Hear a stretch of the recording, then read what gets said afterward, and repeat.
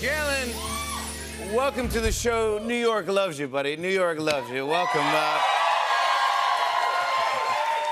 How you doing? How's the ankle, by the way? Everything's good. Yeah? Everything's good, yeah. Yeah, you gonna come back? Are you ready to come back soon? We'll see. Okay, all right. Okay, good. You got a little shiner there. Yeah. Does that happen all the time? Every other month. Yeah. Yeah, you're just used to it. What do you do for when you have a black eye? You just... Well, I tried to ice it the other night, and it was too cold, so I said no. Yeah, said no. You grew up around the NBA, right? Your dad, Rick, he actually played for the Knicks. He did. Yeah, he played for the '99 team when we went to the finals, so he brought them a little good luck. Yeah. But, yeah. But here you are, here as a kid. This is you as a kid, walking around the Garden in a Knicks jersey, and now you're playing for the Knicks, and kids come to the Garden wearing your jersey. That's cool. That's what's up. It's really cool. What does it feel like?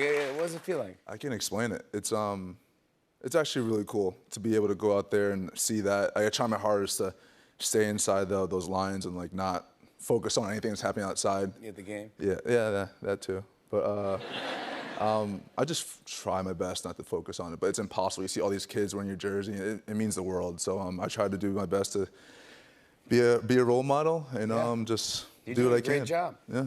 I'd like to. I'm going to show you these only because it has a great ending. But when you first got signed on the Knicks in 2022, you got some pretty harsh reviews here. This says Knicks' pursuit of Brunson ends with overpriced contract. Potential bust is Jalen Brunson. Don't be surprised if this ultimately backfires. Grade C. Yeah. Fast forward to now. These are real articles about you this week. Jalen Brunson is the best point guard in the NBA. The jaw-dropping rise of Jalen Brunson, NBA superstar no one saw coming. Time to put Jalen Brunson firmly in the MVP conversation. MVP! I mean, you're an all-star right now. You're an MVP candidate, and the Knicks are having the best season of the century. Do you like proving everyone wrong?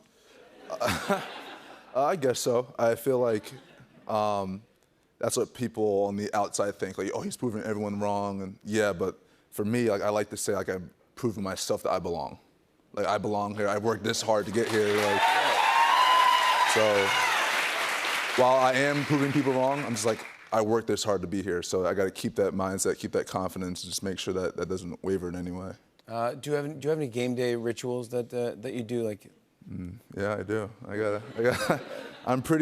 I try to stay the same pretty much every game day until like what time I wake up, to what time I eat, what time I leave, like literally get in the car and go to shoot around, do all that stuff. Yeah. But I think the one thing that's a little obscure is I listen to Bieber before I run out. You listen to Bieber? Justin Bieber? I listen to Justin Bieber right before I run out. Every game? Every game. Same song? No, I shuffle. I started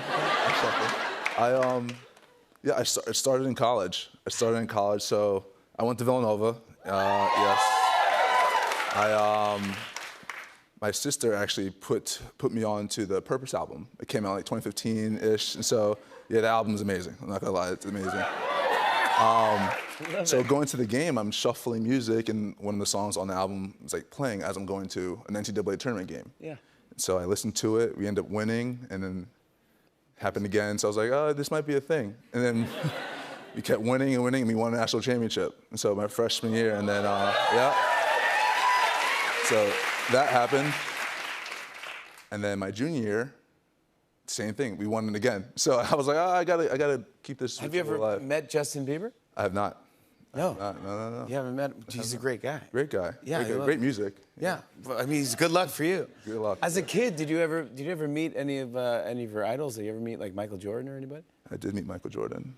What was he like? I did. He was really cool. I probably have one of the worst stories though. What? My dad was playing for, I'm pretty sure it was the Clippers or a West Coast team. So when he was away, we stayed in New Jersey as a family. So whenever he came to East Coast City, we went to that game. We drove, whatever was drivable, we went.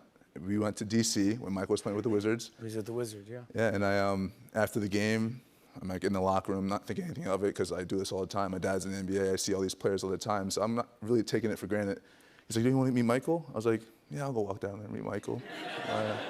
I had his jersey on. Every away. You were wearing Michael Jordan's jersey. I was wearing Michael Jordan's jersey, even though my dad was in the other team. I know. I know.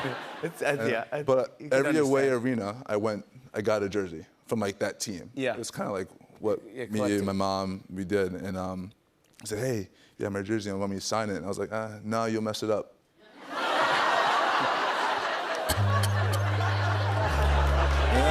He offered to sign it, and you go, "No, thanks, Mr. Jordan. I appreciate it." Yeah. And You'll mess it up. The whole locker room was like going crazy, laughing and stuff.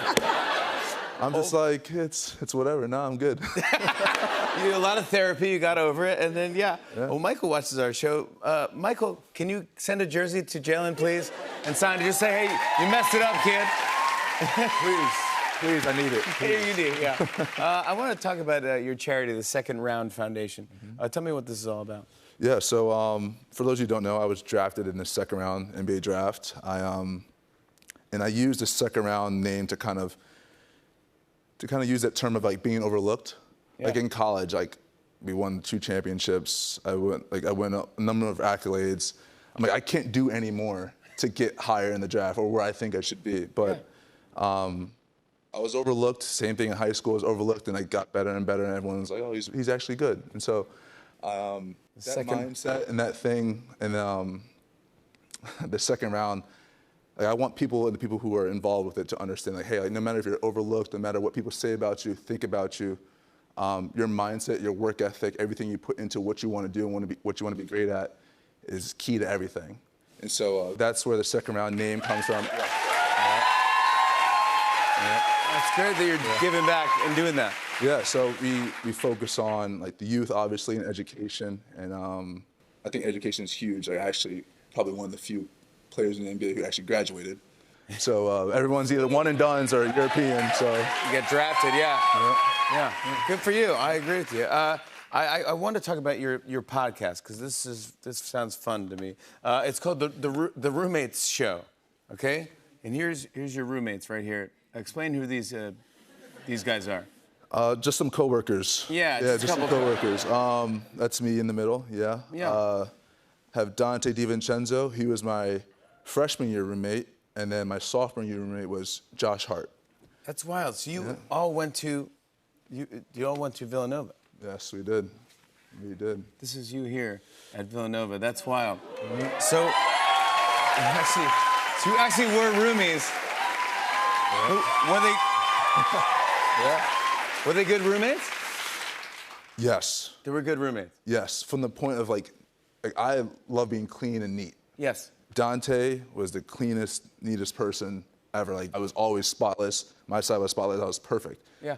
Josh was a great roommate. He had a lot of stuff. He had, when I say a lot, like he was a hoarder. Like he had everything in his room.